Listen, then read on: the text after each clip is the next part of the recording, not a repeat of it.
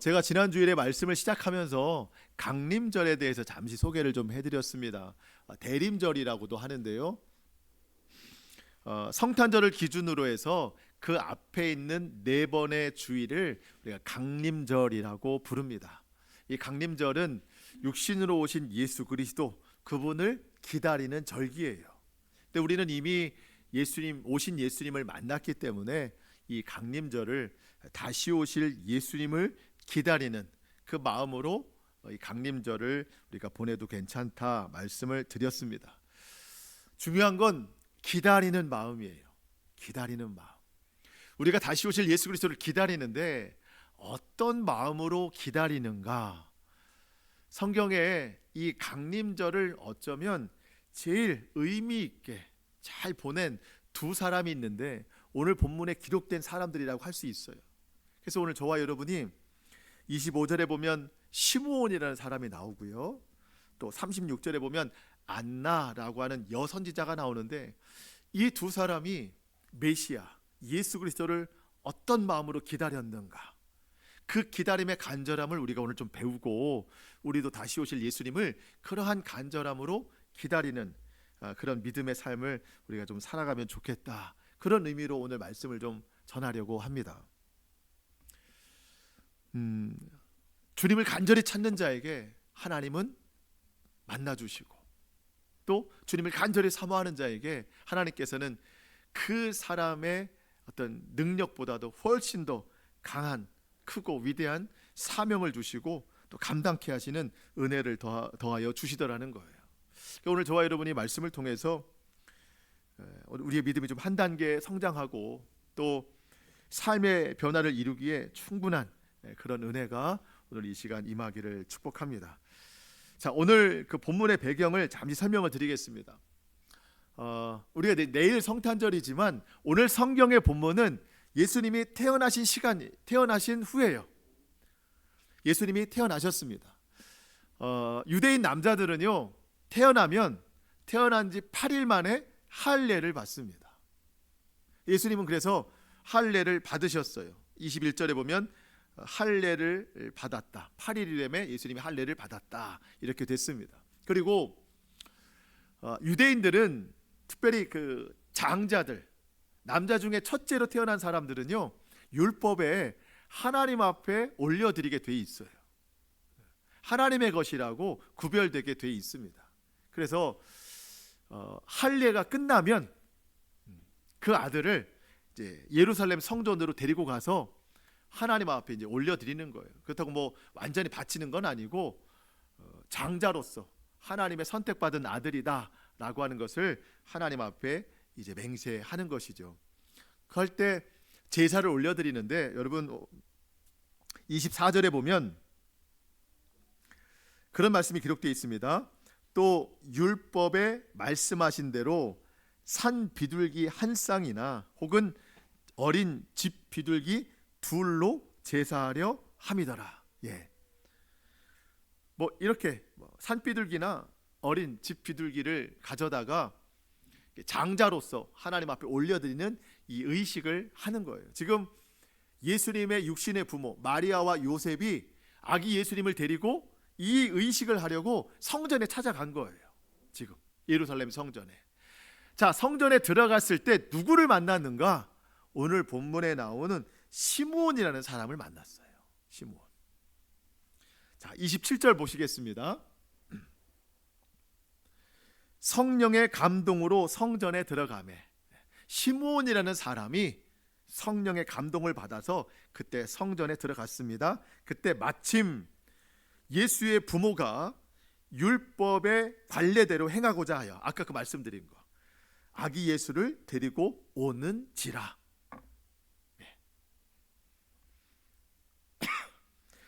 시므온은 그 아기가 그리스도 즉 메시아라고 하는 것을 알고 그 아기를 안고 감격하는 마음으로 하나님 앞에 찬송을 올려드렸어요.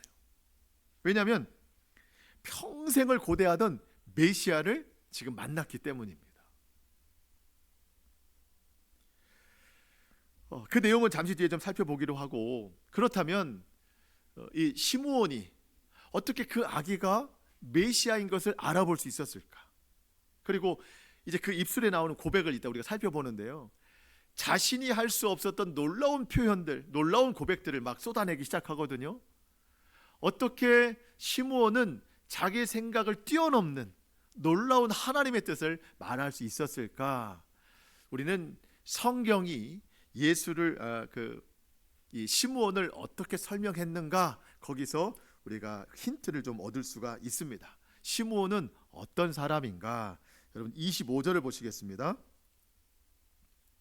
예루살렘에 시므온이라 하는 사람이 있었으니, 자, 이 사람은 첫 번째 의롭고 경건한 사람입니다. 시므온은 어떤 사람이라고요?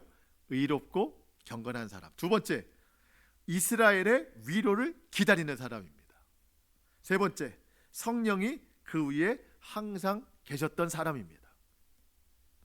의롭고 경건한 사람, 이스라엘의 위로를 기다리는 사람. 자, 여러분, 이스라엘이라고 하는 나라, 그 나라에 하나님의 위로가 있었으면 좋겠다라고 평생 소망이 있었어요. 그럼 이게 무슨 위로인가? 두 가지 측면을 생각할 수 있습니다. 하나는 민족적인 측면이에요. 지금 이스라엘은 로마의 압제 속에 있어요. 그 압제에서 좀 벗어나는 하나님의 위로가 좀 있었으면 좋겠다라고 평생을 소망했던 사람입니다. 메시아가 오셔서 이 나라에 어떤 독립의 위로가 있었으면 좋겠다. 두 번째 위로는 영적인 위로예요. 여러분, 구약 성경의 맨 마지막이 뭐죠? 말라기입니다. 말라기 선지자. 여러분, 구약의 맨 마지막 말라기 선지자로부터 해서 신약의 처음이자 마지막 선지자가 누구냐면 세례 요한이에요. 세례 요한. 그래서 우리 성경책은 구약과 신약 이렇게 한 장 차이잖아요. 한 장 차이. 그런데 실제적으로 말라기 선지자로부터 세례 요한이 있기까지는요 400년의 시간이 걸렸어요. 이 한 장 넘어오는데. 그래서 신학적으로 이 400년을 신구약 중간 시대라고 불러요. 신구약 중간 시대. 그때는요 선지자가 없어요. 결국 뭐예요? 하나님께서 말씀하시지 않았어요. 이스라엘은 하나님의 말씀이 있을 때만 생명력이 있는 나라인데, 하나님의 말씀이 없으니까 전체적으로 암흑의 시대를 걷는 거예요. 그 시대를 살았던 사람이 시므온이에요. 그래서 어려서부터 평생토록 하나님 앞에 소원이 있었어요. 하나님, 이 이스라엘을 위로하옵소서.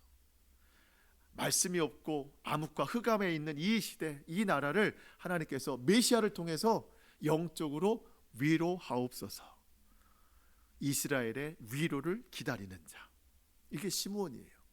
그런 마음이 있었기 때문에 성령이 늘 그 위에 함께 계시더라 그랬던 거예요. 이 위로라는 말은요 구원이라는 말로도 바꿀 수 있어요.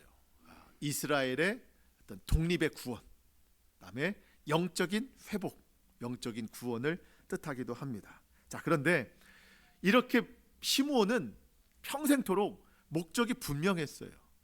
자, 여러분 예를 들어서 또 이제 새해가 오잖아요. 새해가 올 때 사람들이 제일 많이 결심하는 게 뭐죠? 다이어트. 예. 살 빼자고 하는 다이어트. 많은 사람들이 이제 그런 결심을 해요. 자, 다이어트 하는 사람은 삶이 어때요? 모양이 변화돼요? 변화 안 돼요? 목적이 분명한 사람은 변화되죠. 예. 아니, 목적을 두고 똑같이 하면은 목적을 이룰 수가 없잖아요. 목적이 분명하면 그 삶이 변화되게 되어 있습니다. 예. 시므온이 다이어트를 한 건 아니고요. 시므온의 목적은 평생 뭐였어요? 이스라엘의 위로를 기다리는 목적을 가지고 살았어요. 그 목적이 분명하다 보니까 삶이 변화되는 거예요. 시므온은 의롭고 경건한 자였더라. 사실 제가 보기에는 그 삶 자체가 의롭고 경건한 게 아니라 늘 이스라엘의 위로를 기다리기 때문에, 메시아를 소망하는 목적이 분명하기 때문에 그 목적 아래에서 삶이 변화된 거라고 생각이 돼요. 의로운 삶이 됐고 경건한 삶이 됐고. 이런 비유를 좀 말씀드릴 수 있을 것 같아요. 여러분, 제가 의롭고 경건해서 이 목사의 직분을 감당할까요? 아니면 목사의 직분을 감당하다 보니까 의롭고 경건하려고 노력할까요? 전자예요, 후자예요? 후자라고 말씀을 드리는 거예요. 저는 경건하고 의로운 사람이 아닙니다. 다만 이 목사라는 직분을 감당하다 보니까 경건하려고 노력하고 의로우려고 노력하는 거예요. 목적이 있으니까. 아무래도 이 시므온도 그랬던 것 같아요. 삶의 방향이 의롭고 경건으로 맞춰지더라는 겁니다. 여러분, 우리도 예수 그리스도를 기다리는, 예수 그리스도를 만나고자 하는 그 갈망의 목적이 분명할 때 저는 우리의 삶이 변화되리라고 믿습니다. 여러분, 우리가 어떻게 의로울 수 있나요? 우리가 어떻게 경건해질 수 있나요? 항상 기도하기는 주님, 제가 변화되기 원합니다. 경건해지기 원합니다. 그런데 기도로 끝나죠. 늘 삶에서는 같은 불의함과 죄악된 모습이 늘 반복이에요. 여러분, 우리가 변하려면 목적이 분명해야 돼요. 예수 그리스도를 갈망하는 거. 시므온처럼 예수 그리스도를 기다리는 목적. 모든 삶의 중심이 그분께만 맞춰 있으면 그 목적이 우리의 삶을 저는 변화시켜 주시리라고 믿습니다. 그리고 성령이 날마다 그 위에 계시더라. 변하고자 하는 목적이 있으면 성령님이 우리를 도와주신다는 거예요. 그래서 날마다 저와 여러분이 예수님을 간절히 찾고 간절히 부르고 기다리면 성령님께서 우리의 삶을 그렇게 의롭고 또 경건한 삶으로 또 만들어 주시리라고 믿습니다. 하나님께서 이렇게 메시아를 기다리는 시므온에게 놀라운 감동을 주셨어요. 참 부러운 일인데 여러분 26절을 한번 같이 읽어볼까요? 26절 시작. 그가 주의 그리스도를 보기 전에는 죽지 아니하리라 하는 성령의 지시를 받았더니. 아멘. 저도 이런 지시를 좀 받고 싶습니다. 주를 보기 전에는 죽지 아니하리라. 무슨 얘기예요? 반드시 주님을 본다는 얘기예요. 반드시 주님을 본다. 시므온은 인생에 있어서 다른 소망이 없었어요. 아까도 말씀드렸죠. 암흑의 시대를 살았다고. 영적으로 다른 소망이 없어요. 여러분, 육신적으로도 사실 지금 시므온의 나이가 많거든요. 왜냐하면 죽음의 이야기가 지금 나오고 있는 단계예요. 그럼 지금 오기까지 그에 대한 삶에 대한 설명이 없다는 것은요, 다른 소망이 없다는 뜻이에요. 그런데 인생 마지막 노년에 가장 놀라운 응답을 받았어요. 주님을 보기 전에는 죽지 아니할 것이다. 여러분, 우리도 주님을 만나기를 간절히 사모하고 어떠한 고난과 어떠한 절망 가운데 놓일지라도 우리가 정말 주님을 만나기를 간절히 바라면 하나님께서 우리에게 저는 이와 같은 지시를 주시리라고 믿습니다. 주님을 만나는 거, 이게 사실 우리의 평생의 소망이잖아요. 저도 우리 주님 한 번만 좀 봤으면 좋겠어요. 주님을 만나는 거. 여러분, 우리가 예수 그리스도를 믿은 이후에 우리 평생의 소원도 저는 이 주님 만나는 것이라고 생각이 돼요. 주님을 보는 것. 물론 실제로 주님을 볼 수는 없어요. 그런데 내가 정말 주님을 사모하면 성령님께서 우리 마음에 확신을 주는 거예요. 우리의 영의 눈으로 주님을 봤다, 주님을 만났다, 이렇게 확신이 들 정도로 그러한 영적 체험을 우리가 할 수 있다는 겁니다. 여러분, 구약의 욥이 그랬어요. 욥기가 1장부터 42장까지 있는데 1장부터요 41장까지 늘 고난이었어요. 평생에. 그러다가 그 고난을 다 헤쳐나가고 42장에서 이런 고백을 합니다. 욥기 42장 5절 한번 볼까요? 같이 시작. 내가 주께 대하여 귀로 듣기만 하였사오나 이제는 눈으로 주를 배움나이다. 아멘. 여러분, 욥이 실제로 눈으로 하나님 봤을까요? 아닙니다. 사람은 하나님을 볼 수 없어요. 근데 왜 이렇게 고백하죠? 성령님이 그 마음에 확신을 준 거예요. 마치 눈으로 본 것처럼 내가 하나님을 만났다, 하나님을 봤다. 이건 누구도 부인할 수 없는 일이에요. 내 마음에 너무 큰 확신이 있으니까. 오늘 시므온이 예수님을 눈으로 만나거든요. 우리는 그렇게 만날 수는 없어요. 하지만 그렇게 시므온이 만난 것처럼 우리도 주님을 만날 수 있다는 거예요. 영적으로 내 마음에 확신이 분명히 든다는 겁니다. 저와 여러분도 주님을 갈망함으로, 날마다 주님을 찾음으로, 기다림으로 욥과 같은 이러한 고백이 있기를 축복합니다. 성령님께서 시므온에게 지시를 주신 거, 죽기 전에는 보기 전에는 죽지 아니하리라.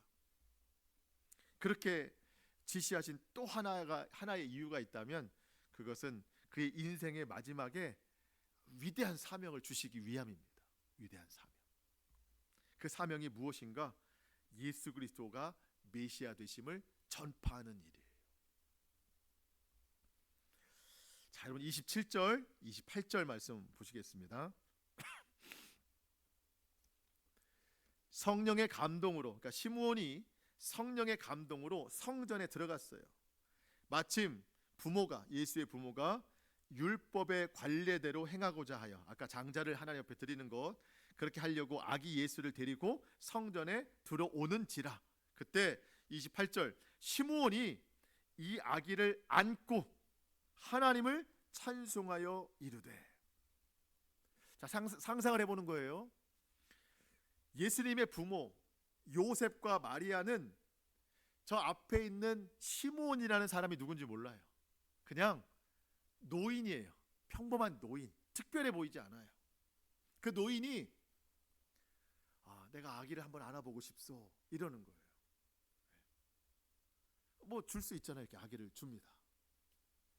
그런데 그때부터 이 노인에게서 나오는 그 입술의 고백과 찬송이 평범하지가 않아요.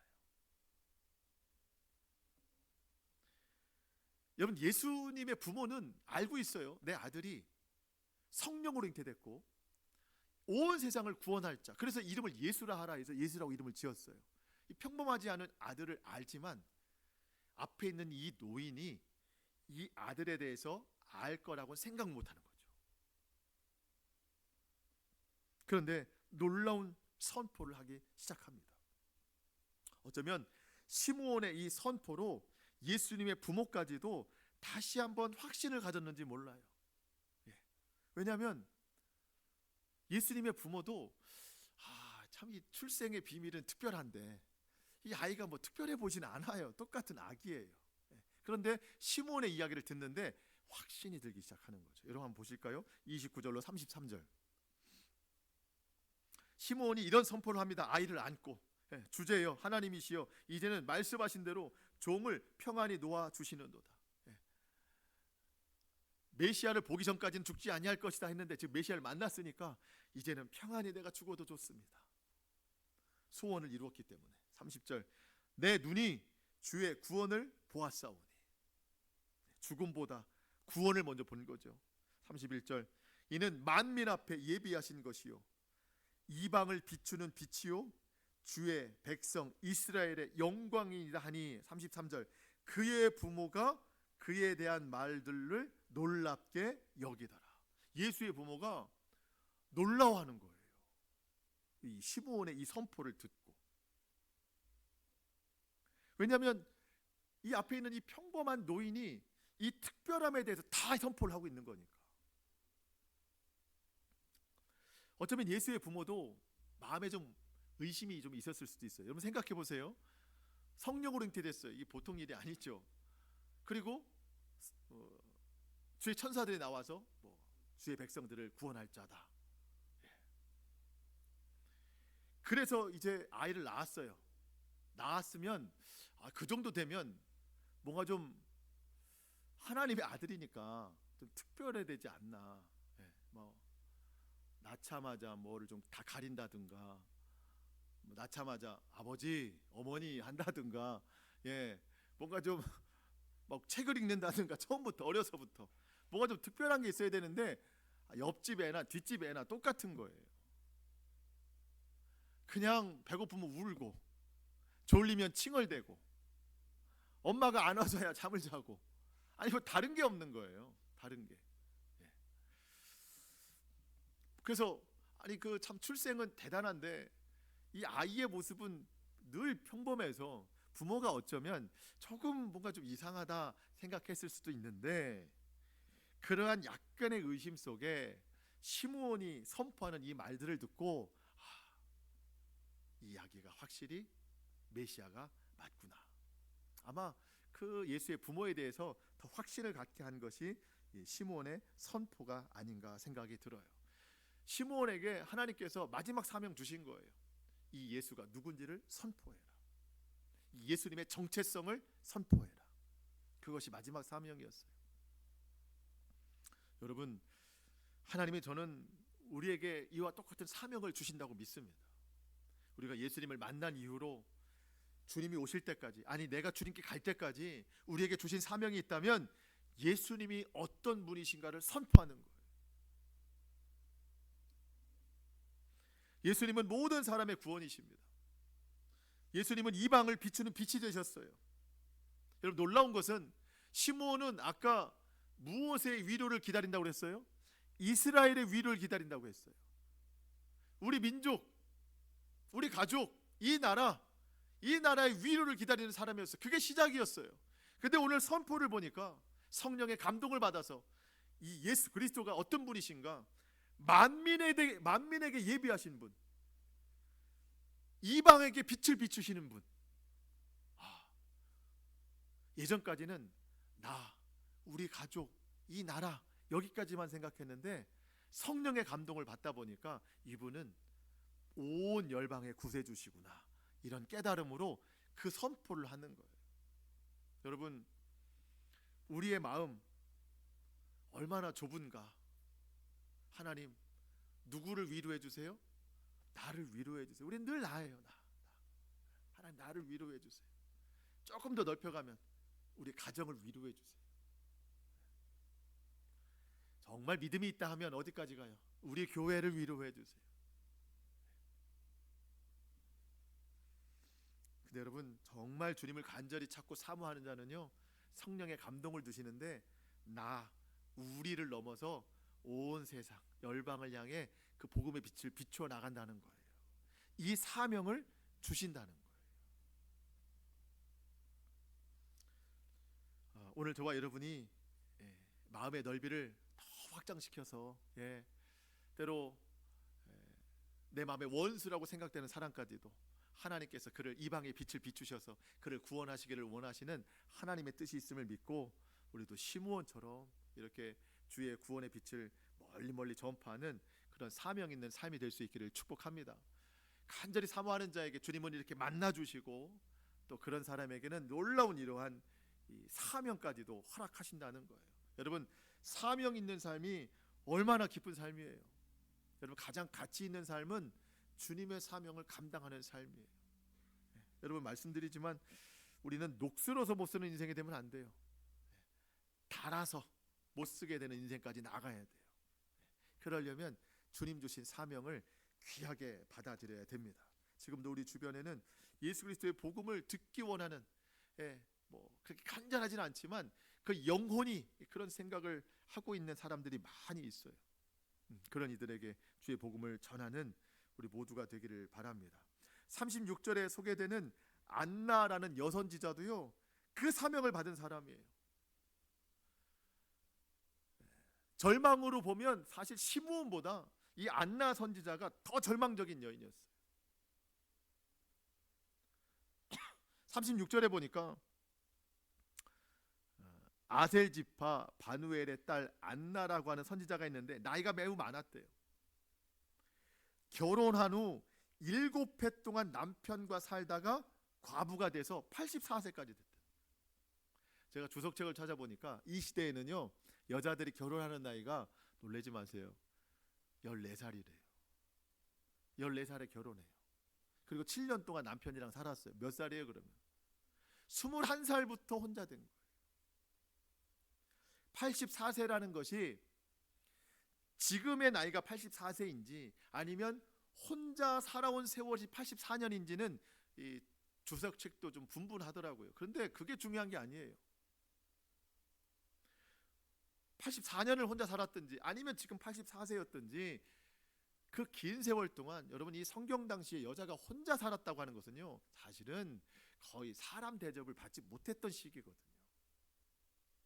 시므온보다 더 절망과 낙심이 될 만한 그런 상황 속에서 이 안나 선지자가 살았어요. 그런데 여러분, 포기하지 않고 끝까지 붙잡았던 게 뭐예요? 메시아를 기다리며 살았다는 거예요. 메시아를 기다리며. 37절에 보니까 성전을 떠나지 아니하고 날마다 기도하고 또 때를 따라 또 필요할 때 금식하면서 하나님을 섬기면서 오직 소망은 메시아 한 분, 그분만 기다리더라는 거예요. 근데 어느 날 그분을 만났어요. 그날도 성전에서 막 기도하고 있는데 저 옆에서 한 노인, 시므온이라고 하는 노인이 아기를 안고 큰 소리로 찬양하는 소리가 들린 거예요. 여러분 38절 보시면 마침 이때에 나와서, 이 마침이라고 하는 것이요, 시므온이 그 예수님을 안고 찬송하던 그때를 이야기하는 거예요.